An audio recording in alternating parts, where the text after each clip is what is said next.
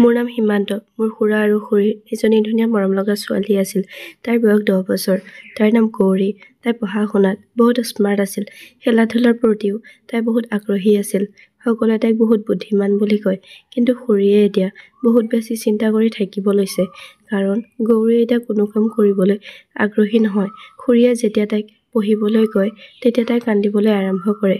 যোৱা 3 সপ্তাহ ধৰি খুৰীয়ে তাইৰ পৰিৱৰ্তিত আচৰণ লক্ষ্য কৰি আছিল। আজিও তাই স্কুলৰ পৰা আহি পোনে পোনে ৰুমলৈ গৈ শুই গ'ল। যেতিয়া খুৰীয়ে ৰুমলৈ গ'ল, তেতিয়া তেওঁ বহুত আচৰিত হ'ল। কাৰণ গৌৰীয়ে কাপোৰ সলনি নকৰাকৈ শুই আছে। তাই আগতে কেতিয়াও এনেকৈ স্কুলৰ পৰা আহি কাপোৰ সলনি নকৰাকৈ শুই নাযায়। খুৰীয়ে ভাবিলে যে হয়তো আজি গৌৰীৰ বহুত ভাগৰ লাগিছে। সেইকাৰণে খুৰীয়ে লাইট বন্ধ কৰি পাকঘৰলৈ গুচি গ'ল। ভাত বনাওঁতে খুৰীৰ 3 ঘণ্টা সময় লাগিল। এই 3 ঘণ্টাৰ ভিতৰত খুৰীয়ে গৌৰীক 4 বাৰ মাত লগালে, কিন্তু তাই টোপনিৰ পৰা সাৰ নাপালে। এইবাৰ খুৰীৰ খং উঠিল আৰু ৰুমলৈ গৈ লাইটটো জ্বলাই দিলে। খুৰীয়ে তাইক খঙেৰে ক'লে, গৌৰী উঠা, তোমাৰ হাতত 1 মিনিট সময় আছে। যদি তুমি উঠি নাহা, তেনেহ'লে মই তোমাৰ লগত বহুত বেয়া আচৰণ কৰিম। তোমাৰ নাটক শেষ নোহোৱা হৈছে। হয়তো তাই খুৰীৰ খঙত ভয় খাইছিল, সেইবাবে বিচনাৰ পৰা খৰধৰকৈ উঠিলে। খুৰীয়ে তেতিয়া দেখিলে যে তাইৰ হাত দুখন কঁপি আছে। খুৰীয়ে নিজকে লাজ পালে যে মই ইমান সৰু ছোৱালীজনীক ইমান বেয়াকৈ কৈছোঁ। তাৰ পিছত খুৰীয়ে তাইৰ ওচৰলৈ আহি মৰমেৰে ক'লে, গৌৰী যোৱা আৰু কাপোৰ সলাই লোৱা, ভাত ঠাণ্ডা হৈ গৈছে।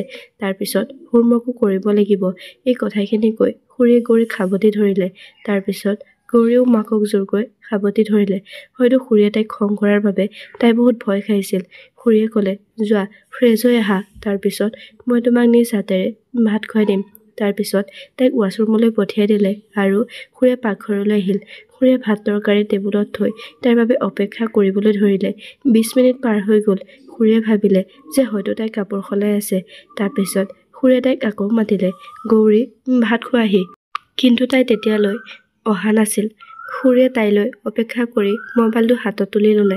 1 ঘণ্টা পাৰ হৈ গ'ল আৰু গৌৰী তেতিয়ালৈ ভাত খাব অহা নাছিল। এইবাৰ খুৰীয়ে নিজে ৰুমলৈ গৈ ৱাছৰুমৰ দুৱাৰখন খুলি দিলে। তাই খুৰীৰ সন্মুখতে থিয় হৈ আছিল। তাইক এইটো অৱস্থাত দেখি খুৰীৰ জীৱ ওলাই গ'ল। তাই নিজৰ নখেৰে হাত আৰু মুখ আঁচুৰি আছিল। লগতে তাই পিন্ধি থকা কাপোৰবোৰো তিয়াই আছিল। খুৰীয়ে আগুৱাই গৈ তাইক টেংকিৰ পৰা আঁতৰাই আনিলে আৰু টেংকিটো বন্ধ কৰি দিলে। তাৰ পিছত খুৰীয়ে ক'লে, তুমি এইবোৰ কি কৰি আছা? গোটেই কাপোৰবোৰ কিয় তিয়াই দিলা? তেতিয়া তাই ক'লে যে মা, মোৰ গৰম লাগি আছিল। তেতিয়া খুৰীয়ে ক'লে, গৌৰী গৰম দিন আহিবলৈ এতিয়াও সময় আছে। খুৰীৰ খং দেখি তাই ক'লে যে মা, মই আৰু আজিৰ পৰা এনেকুৱা নকৰোঁ। তাৰ পিছত খুৰীয়ে তাইৰ কাপোৰ সলনি কৰি দিলে আৰু নিজৰ হাতেৰে ভাত খুৱাই দিলে। লগতে তাইৰ স্কুলৰ হোমৱৰ্ক কৰাই দিলে। তাই কোনোপধ্যেই হোমৱৰ্ক কৰিবলৈ আগ্ৰহী নাছিল। যেনে তেনে হোমৱৰ্ক শেষ কৰি তাইক টিভিটো অন কৰি খুৰীয়ে পাকঘৰলৈ গুচি গ'ল। যেতিয়া মই তাইক ক'লো, এতিয়া তুমি ৰুমলৈ গৈ টোপনি যোৱা, তাই লগে লগে টিভি চোৱা এৰি ৰুমলৈ দৌৰি গ'ল। মই বৰ আচৰিত হ'লো, কাৰণ তাইক আগতে টিভিৰ সন্মুখৰ পৰা উঠিবলৈ বহুতবাৰ ক'ব লগা হয়। কিন্তু আজি তাইক এবাৰ কোৱাৰ লগে লগে ৰুমলৈ গুচি গ'ল। খুৰীয়ে পাকঘৰৰ কাম শেষ কৰি শুবলৈ গ'ল। তাৰ পিছত খুৰীয়ে ভাবি আছিল যে মোৰ ছোৱালীজনীৰ কি হৈছে। তেনেতে গৌৰীয়ে আঁতৰি যোৱা বুলি কৈ চিঞৰি উঠিল। তাইৰ চিঞৰ শুনি খুৰীয়ে লাইটটো জ্বলাই দিলে আৰু দেখিলে যে গৌৰীৰ গোটেই গাটো ঘামত তিতি আছিল। খুৰীয়ে ক'লে, গৌৰী তুমি বেয়া সপোন দেখিছিলা নেকি? তাই নাই বুলি ক'লে। কিন্তু তাইৰ মুখখন চাই এনে লাগিছিল যেন তাই কিবা ক'ব বিচাৰিছে, কিন্তু তাই ক'ব পৰা নাই। তাইক লৈ খুৰী চিন্তিত হ'বলৈ ধৰিলে। খুৰীয়ে ক'লে যে তুমি ভয় নকৰিবা, মই আছোঁ, তুমিতো বহুত সাহসী ছোৱালী। এই বুলি কৈ খুৰীয়ে তাইক নিজৰ লগত শুৱাই ল'লে। কিছু সময়ৰ পাছত তাই টোপনি গ'ল। তাই টোপনি যোৱা দেখি খুৰীয়ে লাইটটো বন্ধ কৰি শুই গ'ল। ৰাতিপুৱা যেতিয়া তাইক স্কুল যাবলৈ উঠালে, তেতিয়া তাই ক'লে যে মা, মই স্কুললৈ নাযাওঁ, মই ঘৰতে থাকিম আৰু তোমাৰ লগত কাম কৰিম। তাইৰ কথা শুনি খুৰী বহুত আচৰিত হ'ল। কাৰণ আগতে তাইক কাম কৰিবলৈ ক'লে তাই কয় যে মা, মই পঢ়া-শুনা কৰি ডাঙৰ অফিচাৰ হ'ম। কিন্তু এতিয়া তাইৰ কথাবোৰ শুনি খুৰী বহুত চিন্তিত হৈ পৰিল। খুৰীয়ে তাইক গালি পাৰিলে আৰু স্কুললৈ স্কুল বাছত পঠিয়াই দিলে। তাই স্কুললৈ যাওঁতে কান্দি কান্দি গৈছিল। দুপৰীয়া যেতিয়া তাই স্কুলৰ পৰা ঘৰলৈ আহিছিল, তেতিয়া তাই স্কুলৰ বেগটো টেবুলত থৈ বিচনাত শুই পৰিল। খুৰীয়ে তাইক শুই থকা দেখি ক'লে, গৌৰী উঠা, যোৱাকালিও তুমি টিউচনলৈ নগ'লা। খুৰীয়ে তাইক জোৰকৈ শুৱাৰ পৰা উঠালে, কাপোৰ সলনি কৰি দিলে আৰু ভাত খুৱাই টিউচনলৈ পঠিয়াই দিলে। টিউচনলৈ যাওঁতেও তাই কান্দি কান্দি গৈছিল। খুৰীয়ে তাই অহালৈ ইয়াকে ভাবি আছিল যে মোৰ ছোৱালীজনীৰ আচলতে কি হৈছে। 1 ঘণ্টাৰ পিছত তাই ঘৰলৈ ঘূৰি আহিল। তাই বহুত ভাগৰুৱা হৈ দুৱাৰত থিয় হৈ আছিল। তাৰ পিছত বেগটো টেবুলত থৈ চোতালত চকী এখনত বহিল। খুৰীয়ে ভিতৰৰ পৰা তাইক লক্ষ্য কৰি আছিল। তাই বহুত অন্যমনস্ক আৰু ভাগৰুৱা যেন লাগিছিল। খুৰীয়ে তাইৰ ওচৰলৈ আহিলে আৰু ক'লে, গৌৰী, কি হৈছে তোমাৰ? খুৰীৰ মাত শুনি তাই থতমত খাই ক'লে, নাই মা, একো হোৱা নাই। খুৰীয়ে মন কৰিলে যে তাই ভিতৰি ভিতৰি বহুত ভয় খাই আছে। খুৰীয়ে তাইক নিজৰ ওচৰলৈ মাতিলে আৰু ক'লে, কি হৈছে তোমাৰ? তুমি কিয় ইমান ভয় খাই আছা? স্কুলত কাৰোবাৰ লগত কাজিয়া হৈছে নেকি? তাই ক'লে, মই কাৰো লগত কাজিয়া কৰা নাই মা। এই বুলি কৈ তাই ৰুমলৈ দৌৰি গ'ল। গৌৰীয়ে মিছা কথা কৈছে বুলি খুৰীয়ে সন্দেহ কৰিলে আৰু তাইক একো নুসুধিলে। পিছদিনা গৌৰীয়ে তাইৰ কম্পিউটাৰ কপিখন স্কুল বেগত ভৰাই ল'লে। তেতিয়া খুৰীয়ে ক'লে, আজি দেখোন তোমাৰ কম্পিউটাৰ ক্লাছ নাই। তেতিয়া তাই ক'লে যে আজি স্কুলত কপিবোৰ চেক কৰিব। তাইৰ কথা শুনি খুৰীয়ে তাইক একো নক'লে। দুপৰীয়া যেতিয়া তাই ঘৰলৈ উভতি আহিছিল, তেতিয়া তাইৰ ইউনিফৰ্মযোৰ বহুত লেতেৰা হৈ আহিছিল। আঁঠুৰ ওপৰত থকা মাটি দেখি খুৰীয়ে সুধিলে, এইবোৰ মাটি কেনেকৈ লাগিল? তাই ক'লে, মা, মই স্কুলৰ ফিল্ডত খেলি থাকোঁতে মাটিত পৰিলোঁ। খুৰীয়ে তাইক ক'লে, চাওঁ আৰু ক'ত ক'ত দুখ পাইছা? তেতিয়া তাই খুৰীক একো নোকোৱাকৈ দৌৰি ভিতৰলৈ সোমাই গ'ল। আজি 3য়বাৰৰ বাবে তাই এনে আচৰণ কৰিছিল। খুৰী আকৌ চিন্তিত হৈ পৰিল যে গৌৰীয়ে কিয় এনে আচৰণ কৰি আছে। সন্ধিয়া যেতিয়া খুৰীয়ে গৌৰীৰ হোমৱৰ্ক কৰি আছিল, তেতিয়া তেওঁ দেখিলে যে স্কুলৰ ডায়েৰীত মিছে লিখি দিছে যে তুমি সদায় গা ধুই আহিবা, তোমাৰ গাৰ পৰা গোন্ধ ওলায়। তেতিয়া তেওঁ গৌৰীক ক'লে, তুমি আজি কিয় গা ধুই স্কুললৈ নগ'লা? তাই ক'লে, মা, মই গা ধুই স্কুললৈ গৈছিলোঁ। তেনেহ'লে তোমাৰ মিছে কিয় এইবোৰ লিখিছে যে তোমাৰ গাৰ পৰা গোন্ধ ওলায়? গৌৰীয়ে মই একো নাজানো বুলি কৈ বেগটো খঙেৰে দলিয়াই দিলে। তাইৰ এনে আচৰণ দেখি খুৰী বহুত আচৰিত হ'ল। খুৰী সকলো কথাতকৈ এইটো কথাত বেছি আচৰিত হ'ল যে গৌৰীয়ে আজি প্ৰথমবাৰৰ বাবে ইমান সৰু কথা এটাত খং কৰিছে। খুৰীয়ে তাইৰ হাতত ধৰি ক'লে যে এইবোৰ কি অসভ্যালি কৰিছা? তাই ক'লে, মা, মোক এৰি দিয়া। কিন্তু খুৰীয়ে তাইক এৰি নিদিলে। তাইক ক'লে যে আজিৰ পৰা এনেকুৱা অসভ্যালি কৰিবানে? তাই ক'লে, মা, তুমি বহুত বেয়া, মই তোমাৰ লগত কথা নাপাতো। এই বুলি কৈ তাই ৰুমলৈ দৌৰি গ'ল। তাইক লৈ খুৰী বহুত চিন্তিত হৈ পৰিল। লাহে লাহে দিনবোৰ বাগৰি গ'ল। গৌৰীৰ ব্যৱহাৰবোৰ সলনি হ'বলৈ ধৰিলে। আনফালে সদায় স্কুলৰ পৰা এইটো নটিচ আহিল যে আপুনি আপোনাৰ ছোৱালীজনীক গা ধুৱাই পঠিয়াব। গাৰ পৰা বহুত গোন্ধ আহে। খুৰীয়ে প্ৰথমে এইটো ভাবি আছিল যে বয়স বাঢ়ি অহাৰ লগে লগে ছোৱালীবোৰৰ ব্যৱহাৰ সলনি হয়। হঠাৎ খিংখিঙীয়া হোৱা, খং কৰি থকা, সময়মতে ভাত নোখোৱা আৰু সদায় নিমাত হৈ থকা। স্কুলৰ পৰা আহি ভাগৰুৱা হোৱাৰ অজুহাতত টোপনি অহা। খুৰীৰ এই সকলোবোৰ স্বাভাৱিক যেন লাগিছিল। খুৰীয়ে তাইৰ বাঢ়ি অহা বয়সৰ বাবে এই পৰিৱৰ্তন হোৱা বুলি ভাবিছিল। এদিন তাই স্কুলৰ পৰা আহি লগে লগে পাকঘৰলৈ গ'ল। খুৰীয়ে চকী এখনত বহি তাইক লক্ষ্য কৰি আছিল।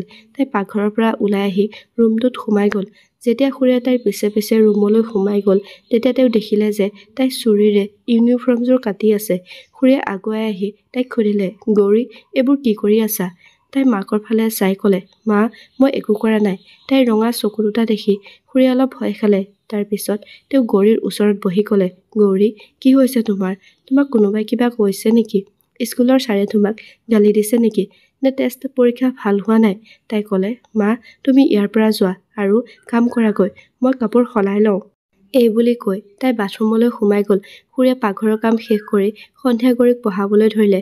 তেতিয়া তেওঁ দেখিলে যে আজি আকৌ স্কুলৰ পৰা নটিচ লিখি দিছে যে অনুগ্ৰহ কৰি আপুনি আপোনাৰ ছোৱালীজনীক গা ধুৱাই পঠিয়াব।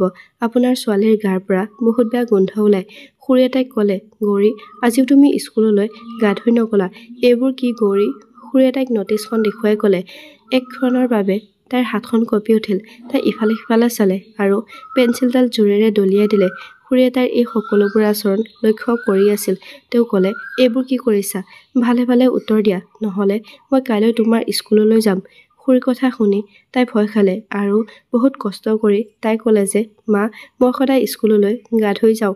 সদায়ৰ দৰে আজিও তাই একেটা কথাকে ক'লে। খুৰীয়ে ক'লে, ঠিক আছে, তেন্তে এই নটিচখন কিয় আহিছে? তেনেতে খুৰীৰ মোবাইলটো বাজি উঠিল। তেওঁ ফোনটো ৰিচিভ কৰি কথা পাতিবলৈ ধৰিলে।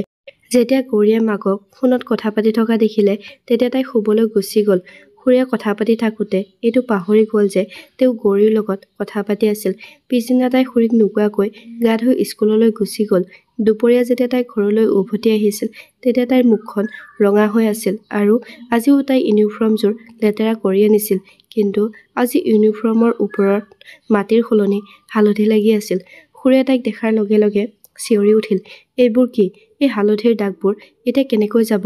মই কি কৰিম তোমাৰ লগত? তুমি কিয় বুজি নোপোৱা? তাই ভয় খাই থকা মনটো বুজি পোৱাৰ সলনি খুৰীয়ে তাইক চিঞৰি চিঞৰি গালি পাৰি আছিল। খুৰীয়ে যেতিয়া গালি পাৰি ভাগৰি গ'ল তেতিয়া তাই ৰুমলৈ সোমাই গ'ল। খুৰীয়ে তাইৰ পিছে পিছে ৰুমলৈ গ'ল। তেতিয়া তেওঁ দেখিলে যে বাথৰুমৰ পৰা পানীৰ শব্দ আহি আছে। হয়তো তাই গা ধুই আছে। খুৰীয়ে তাইৰ বাবে অপেক্ষা কৰিবলৈ ধৰিলে। তাই গা ধুই কাপোৰ সলনি কৰি বাথৰুমৰ পৰা ওলাই আহিল। তাইৰ দুখী হৈ থকা মুখখন দেখি খুৰীয়ে তাইক সাবটি ধৰিলে আৰু খুৰীৰ চকুলো বাগৰি আহিল। খুৰীয়ে তাইক লগত লৈ পাকঘৰলৈ গ'ল আৰু তাইক নিজ হাতেৰে ভাত খুৱাই দিলে। তাৰ পিছত তাইক টিউচনলৈ পঠিয়াই দিলে। সন্ধিয়া টিউচনৰ পৰা আহি তাই নিজে নিজে কিতাপ পঢ়িবলৈ ধৰিলে। খুৰীয়ে তাইক দেখি ভগৱানক ধন্যবাদ দিলে যে আজি তাইক কিতাপ পঢ়াৰ হৈ একো ক'ব লগা হোৱা নাই। খুৰীয়ে পাকঘৰৰ কাম শেষ কৰি গৌৰীৰ ওচৰলৈ আহিল। তেতিয়া তেওঁ দেখিলে যে তাই মনে মনে হোমৱৰ্ক কৰি আছে। খুৰীয়ে ডায়েৰীখন খুলি চাই দেখিলে যে আজিও সেই একেখন নটিচে আহিছে, আপুনি আপোনাৰ ছোৱালীজনীক গা ধুৱাই পঠিয়াব, তাইৰ গাৰ পৰা বহুত বেয়া গোন্ধ ওলায়। তেতিয়া খুৰীৰ মনত পৰিল যে আজিতো গৌৰীয়ে স্কুললৈ গা ধুই গৈছিল। তেনেহ'লে এই নটিচখন দিয়াৰ অৰ্থ কি? গৌৰীয়ে ডায়েৰীখন দেখি বহুত ভয় খালে। তাই হয়তো ভাবিছিল যে আজিও মায়ে মোক গালি পাৰিব। তাই ভয়তে পেঞ্চিলডাল জোৰেৰে বহীখনত হেঁচা মাৰি আছিল। খুৰীয়ে নিজকে স্বাভাৱিক কৰিলে আৰু তাইক ক'লে, হোমৱৰ্ক কৰি হ'লনে? তাই লাহে লাহে ক'লে, হ'ল মা।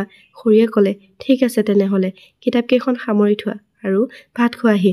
খুৰীয়ে তাইৰ ওচৰৰ পৰা উঠি পাকঘৰলৈ আহিল। তেনেতে দুৱাৰৰ বেলটো বাজি উঠিল। খুৰীয়ে গৌৰীক মাত লগাই ক'লে, গৌৰী, চোৱাচোন কোন আহিছে। কিন্তু তাই নগ'ল। খুৰীয়ে নিজেই আহি দুৱাৰখন খুলি দিলে। দুৱাৰত খুৰা ৰৈ আছিল। খুৰীয়ে ক'লে, আপুনি? খুৰাই হাঁহি মাৰি ক'লে, ছুটি পাইছোঁ, ভাবিলোঁ পত্নী আৰু ছোৱালীজনীক চাই আহোঁ। খুৰীয়ে বাহিৰতে থিয় হৈ মাত লগালে, গৌৰী, চোৱাচোন কোন আহিছে। কিন্তু তাই নাহিল। দুই ভিতৰলৈ সোমাই গ'ল। খুৰীয়ে আকৌ মাত লগালে, গৌৰী, কিন্তু তাই এবাৰো নাহিল। তেতিয়া খুৰাই ক'লে, হ'ব দিয়া, তাইক মাতিব নালাগে, হয়তো তাই টিভি চাই আছে, মই তাইৰ ওচৰলৈ যাওঁ। খুৰীও খুৰাৰ পিছে পিছে তাইৰ ৰুমলৈ গ'ল। খুৰাই সুধি থকা প্ৰতিটো প্ৰশ্নৰ উত্তৰ তাই বহুত লাহে লাহে দি আছিল। তেতিয়া খুৰাই খুৰীক ইংগিতেৰে ক'লে, তাই কিয় ইমান মন মাৰি আছে? তেতিয়া খুৰীয়ে ক'লে যে একো নাই, মই মাথো তাইক অলপ গালি দিছিলোঁ, সেইবাবে তাই মুখখন ফুলাই আছে। তেতিয়া খুৰাই খুৰীক খঙাল চকুৰে চালে। খুৰীয়ে লগে লগে পাকঘৰলৈ সোমাই গ'ল। খুৰাই তাইৰ মনটো ভাল লগাবলৈ চেষ্টা কৰিছিল, কিন্তু তাই মনে মনে বহি থাকিল। ভাত খোৱাৰ সময়তো তাই মনে মনে ভাত খাই আছিল। ভাত খোৱা শেষ কৰি খুৰীয়ে তাইক শুবলৈ দিলে আৰু পাকঘৰৰ কাম শেষ কৰি খুৰাৰ ওচৰলৈ গ'ল। তেতিয়া খুৰাই খুৰীক সুধিলে, তুমি গৌৰীক মন কৰিছানে? তাই বহুত সলনি হোৱা যেন লাগিছে। তেতিয়া খুৰীয়ে ক'লে, আপুনি মিছাতে চিন্তা কৰিছে, এইটো বয়সত এনেকুৱা সলনি হোৱাটো স্বাভাৱিক, আপুনি চিন্তা নকৰিব, তাই ঠিকে আছে। কিন্তু খুৰীও তাইক লৈ ভিতৰি ভিতৰি বহুত চিন্তিত হৈ আছিল। ৰাতিপুৱা খুৰা আকৌ পুনৰ কামলৈ গুচি গ'ল। খুৰী সদায়ৰ দৰে কামত ব্যস্ত হৈ পৰিল। গৌৰীক স্কুললৈ পঠিয়ালে আৰু পাকঘৰলৈ গুচি গ'ল। যেতিয়া তাই স্কুলৰ পৰা উভতি আহিল তেতিয়া তাইৰ ইউনিফৰ্মত দাগ লাগি আছিল। তেওঁ ক'লে, কাপোৰ সলনি কৰি লোৱা, মই ভাতৰ যোগাৰ কৰোঁ। খুৰীয়ে সিদ্ধান্ত লৈছিল যে এতিয়া আৰু তেওঁ গৌৰীক মৰমেৰে চম্ভালিব, যাতে তাই নিজে সঁচা কথাবোৰ তেওঁৰ আগত কৈ দিব পাৰে। তাইক গালি পাৰি আৰু বেছি ভয় খুৱাব বিচৰা নাছিল। দিনবোৰ পাৰ হৈ গৈ থাকিল। তাইৰ ইউনিফৰ্মযোৰ লেতেৰা হোৱাৰ কাহিনীটো চলি থাকিল। খুৰীও মনে মনে তাইৰ আচৰণবোৰ লক্ষ্য কৰি গ'ল। এদিন স্কুলৰ পৰা উভতি আহোঁতে খুৰীয়ে তাইক নিজ হাতেৰে ভাত খুৱাই দিলে আৰু তাইক তেওঁৰ ওচৰত বহিবলৈ দিলে। খুৰীয়ে তাইক মৰমেৰে ক'লে, গৌৰী, কি হৈছে তোমাৰ? তুমি কিয় ইমান ভয় কৰি আছা? মই তোমাক প্ৰতিশ্ৰুতি দিছোঁ যে মই কাকো একো নকওঁ। মাকৰ কথা শুনি গৌৰী অলপ সাহস পালে। তেতিয়া তাই ক'বলৈ ধৰিলে। তাইৰ কথা শুনি খুৰীৰ তৎক্ষণাত খং উঠিল আৰু তাইক লগে লগে এটা চৰ মাৰি ক'লে, কি আজে বাজে কথাবোৰ কৈ আছা? তুমি কি কৈছা এবাৰ বুজি পাইছানে? তোমাৰ মগজুটো ক'ত আছে। তাই নিজৰ গালত হাতখন থৈ কান্দি আছিল। তাই কান্দি থকা দেখি খুৰীৰ সহ্য নহ'ল। লগে লগে আনখন গালতো চৰ এটা মাৰি ক'লে, এতিয়া এটা কথাও নক'বা তুমি। ইমান ডাঙৰ মিছা কথা এটা ক'বলৈ ক'ত শিকিলা তুমি? তাই কান্দি থকা দেখি খুৰীয়ে সিদ্ধান্ত লৈছিল যে তেওঁ নিজে অহাকালি স্কুললৈ যাব আৰু আচল কথাটো কি গম ল'ব। পিছদিনা তেওঁ পাকঘৰৰ কাম সোনকালে শেষ কৰিলে আৰু পোনে পোনে স্কুললৈ গ'ল। তেওঁ গৌৰীৰ ক্লাছলৈ গ'ল, কিন্তু তাই ক্লাছত নাছিল। তাইৰ লগৰীয়া কেইজনীয়ে ক'লে যে তাই ছাৰ এজনৰ লগত আন এটা ক্লাছত আছে। খুৰীয়ে দুৱাৰখন টোকৰ নিদিয়াকৈ ক্লাছৰুমলৈ সোমাই গ'ল। সন্মুখত থকা দৃশ্যটো দেখি খুৰীৰ মূৰত আকাশখন খহি পৰা যেন লাগিল, কাৰণ সেই ছাৰজনে গৌৰীৰ লগত বেয়া ব্যৱহাৰ কৰিবলৈ চেষ্টা কৰি আছিল। সি তাইৰ বাহু দুখনত ধৰি আছিল। যেতিয়া খুৰীয়ে হঠাতে ভিতৰলৈ গ'ল, সি ভয় খাই গৌৰীৰ ওচৰৰ পৰা আঁতৰি আহিল। সি আন কোনো নাছিল, মানুহৰ বেশত থকা এটা জন্তু আছিল। খুৰীয়ে গৌৰীৰ ওচৰলৈ গৈ তাইক সাবটি ধৰিলে। তেতিয়া তাইৰ ইউনিফৰ্মৰ পৰা বহুত বেয়া গোন্ধ ওলাইছিল। লগতে সেই হালধীয়া দাগবোৰ লাগি আছিল, যিবোৰ খুৰীয়ে সদায় তাইৰ ইউনিফৰ্মত দেখিছিল। খুৰীয়ে থিয় হৈ তাক লগে লগে এটা চৰ মাৰিলে। খুৰীয়ে চিঞৰি চিঞৰি গালি দিয়াত স্কুলৰ সকলো শিক্ষক শিক্ষয়িত্ৰী তালৈ দৌৰি আহিল। সকলো কথা গম পোৱাত স্কুলৰ গাৰ্ডজনে সেই শিক্ষকজনক বহুত বেয়াকৈ মাৰপিট কৰিলে আৰু জেললৈ পঠিয়াই দিলে। খুৰীয়ে তাইক সাবটি ধৰিলে আৰু কান্দি কান্দি ক'লে, মোৰ বুদ্ধিমানী ছোৱালী, তুমি নিজেই টিফিনত দিয়া তৰকাৰী তোমাৰ ইউনিফৰ্মত পেলাই দিছিলা, নহয়নে? তাই কঁপি কঁপি ক'লে, হয় মা, মই নিজেই পেলাই লৈছিলোঁ, যাতে ছাৰে মোৰ ওচৰলৈ আহিব নোৱাৰে। মই বহুত ভয় খাইছিলোঁ মা। মই কৈছিলোঁ যে মোক এৰি দিয়ক, কিন্তু ছাৰে মোক বহুত ধমকি দিছিল আৰু কৈছিল যে মই যদি ঘৰৰ মানুহক কওঁ তেন্তে তেওঁ মোক মাৰি পেলাব। মা, ছাৰে মোক কৈছিল যে তুমি বহুত লেতেৰা, তোমাৰ গাৰ পৰা গোন্ধ ওলায়। তাই নিজৰ বাহু দুটা দেখুৱাই মাকক ক'লে, মা, তেওঁ মোক ইয়াত চুইছিল। মা, মই যদি তেওঁৰ ওচৰলৈ নাযাওঁ বুলি কওঁ তেন্তে তেওঁ মোক গালত চৰ মাৰিছিল। তাই কান্দি কান্দি এইবোৰ কথা মাকক কৈ আছিল আৰু কৈছিল যে মা, মই আৰু ইয়াত নপঢ়োঁ, মই ঘৰতে থাকিম। এই বুলি কৈ তাই চকু দুটা মুদি শান্ত হৈ পৰিল। খুৰীয়ে তাইক মাত লগালে, গৌৰী, চকু মেলা, কিন্তু তাই চকু মেলা নাছিল।